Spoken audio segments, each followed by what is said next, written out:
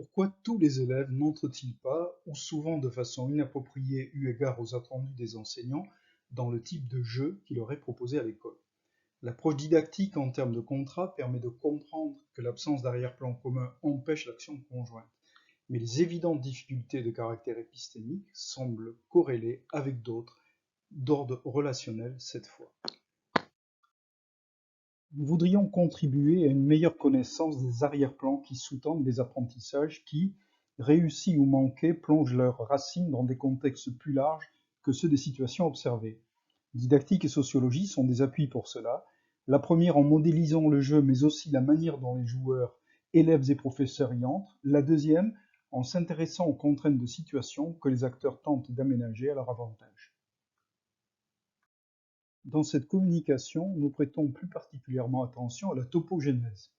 Certes, les autres composantes du triplet didactique sont elles aussi dépendantes de tels arrière-plans, mais il nous semble que le partage des responsabilités épistémiques, avec l'occupation par les acteurs de positions plus ou moins hautes selon les attentes disciplinaires, peut être un analyseur particulièrement efficace des enjeux cognitifs et non cognitifs des apprentissages scolaires. Le cas du commentaire en français, épreuve commune préparée et passée dans un univers socio-scolaire mouvant, nous semble mettre particulièrement à l'épreuve enseignants comme élèves et exiger d'eux de délicates transactions avec les autres, mais d'abord avec eux-mêmes. Nous nous basons donc sur une recherche consacrée au commentaire littéraire tel qu'il est défini pour le baccalauréat. Le candidat compose un devoir qui présente de manière organisée ce qu'il a retenu de sa lecture et justifie par des analyses précises son interprétation et ses jugements personnels. Pour comprendre comment enseignants et élèves voient les positions épistémiques à prendre, nous avons mené des entretiens avec des lycéens qui avaient passé le bac quelques mois avant et avec des enseignants qui l'a fait corriger quelques mois avant aussi. Les entretiens s'appuyaient sur 2 copies contrastées issues de cette épreuve. Nous incitions nos interlocuteurs à comparer les copies et à les comparer avec leur propre expérience. Nous analysons les transcriptions de ces entretiens selon une méthode de comparaison continue, c'est-à-dire que nous repérons des récurrences sémantiques qui nous permettent de comprendre la conception de la position épistémique à apprendre.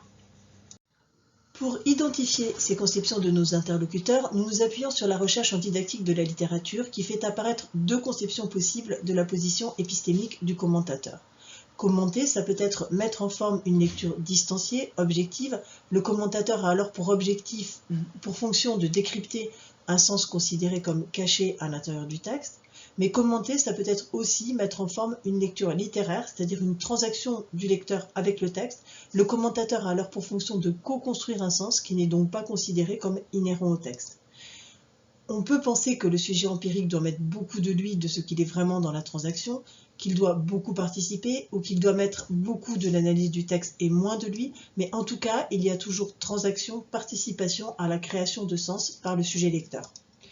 La prescription promeut ce modèle de la lecture littéraire depuis la fin du siècle dernier, mais les paradigmes qui se sont succédés au cours de l'histoire de la discipline se sédimentent, de sorte qu'il y a des brouillages dans la position épistémique à apprendre.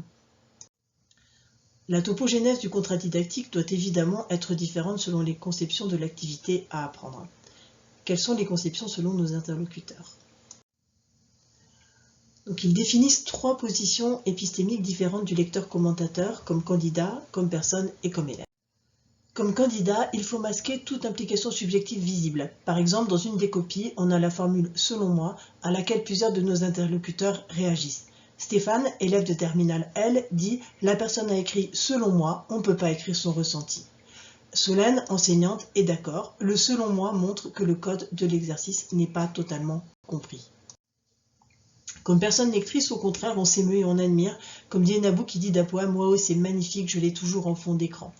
On se retrouve dans le texte, même s'il est ancien, comme Myriam qui nous dit à propos de la Boétie qu'il avait beaucoup de questionnements que moi-même je m'étais déjà posés.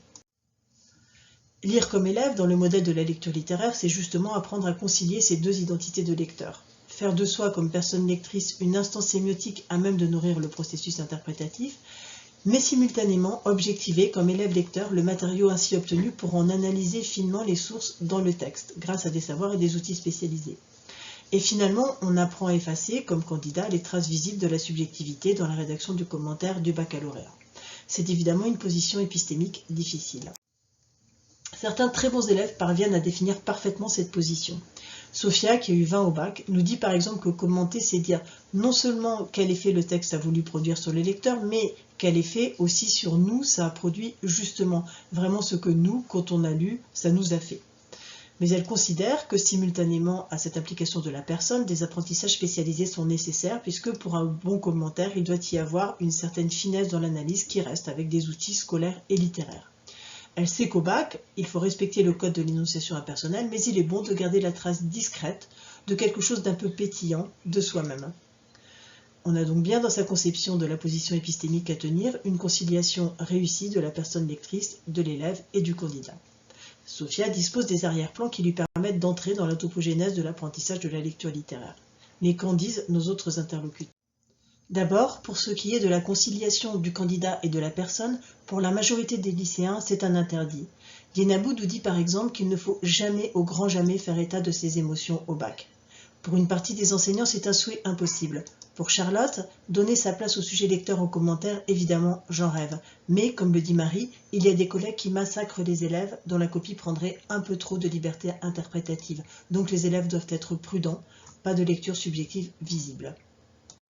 On pourrait dire que l'examen est une question à part et que, comme Sophia l'a compris, il est la mise en forme d'un processus où la personne s'est impliquée et qu'on a appris comme élève.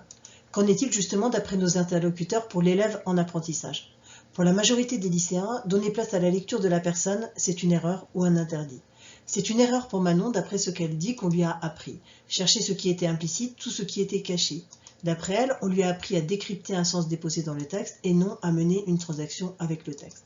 Pour d'autres, c'est un interdit, comme pour Stéphane, qui nous dit qu'en cours de français, on ne lui a pas laissé son mot à dire, alors qu'il aurait eu, justement, à dire. On n'a pas notre mot à dire, on a le choix que de redire ce que le professeur dit en étant la parole d'évangile. Dans cette conception de la topogénèse dont il dit qu'elle est celle qu'il a connue, l'enseignant impose aux élèves sa propre lecture, l'élève n'a pas à construire du sens à sa manière. Pourtant, pour une partie des enseignants, concilier l'élève et la personne est justement le but du contrat didactique, ce qui correspond au paradigme de la lecture littéraire. Pour Lise, ne pas s'appuyer sur la lecture des élèves, c'est faire de la littérature hors sol, car la littérature nous parle de nous, de la vie. Mathieu est d'accord, il n'y a pas de vérité sur un texte. Vouloir systématiquement amener l'élève vers ce qu'on estime qu'il faut qu'il dise d'un point de vue épistémologique, c'est le faire passer à côté non seulement de l'exercice, mais aussi d'abord et avant tout des textes. Donc il y aurait en arrière-plan des divergences de conception entre élèves et enseignants, ce qui rend forcément difficile la réussite d'une topogénèse efficace pour les apprentissages. Mais c'est peut-être plus compliqué, car d'après notre enquête, pour une autre partie des enseignants, concilier l'élève et la personne n'est pas le but du contrat didactique. Clotilde nous dit par exemple, c'est important de s'appuyer sur des outils. Les entrées sont toujours un peu les mêmes, formes de discours, points de vue, pensées ou paroles rapportées. Je pense que l'objectif c'est quand même toujours de montrer les effets de sens et ce qui les a produits. Donc pour elle, le commentaire est le résultat d'une enquête, le décryptage d'un sens présumé immanent au texte, et non d'une transaction avec le texte. Il semble donc qu'il y a des divergences de conception aussi entre les enseignants, dont ils sont plus ou moins conscients selon les cas. L'analyse des entretiens nous montre donc que les arrière-plans de la topogénèse sont traversés par des différences de conception plus ou moins conscientes entre élèves et enseignants, mais aussi par des différences de conception entre enseignants, divergences qui risquent de produire des malentendus que justement la prescription curriculaire ne nous semble pas vraiment permettre de résoudre, la sédimentation des paradigmes laissant possible les diverses compréhensions. L'épreuve du commentaire suscite chez ceux qui l'organisent comme chez ceux qui s'y plient des difficultés de positionnement. L'enseignant y est tendu entre sa posture d'éveilleur à la littérature et celle de correcteur. L'élève tente à y refuser la prise de risque qui menace le candidat. Ces difficultés sont à apprécier dans chaque discipline, mais elles se déroulent sur un fond d'évolution curriculaire qui promeuvent la subjectivité empirique des élèves dans le cadre d'épreuves qui peuvent être comprises comme conçues pour d'autres approches des textes. D'où des comportements qui ne sont pas seulement de renormalisation d'une prescription bien assignable, mais plus radicalement de normalisation d'attentes hétérogènes. Ces désordres curriculaires sont difficiles à affronter pour les enseignants, dont l'essentiel des dispositifs d'élaboration de genres professionnels sont les commissions d'harmonisation des examens, de même pour les élèves qui, seuls face à leur copie, peinent à trouver ou retrouver les apports du débat interprétatif.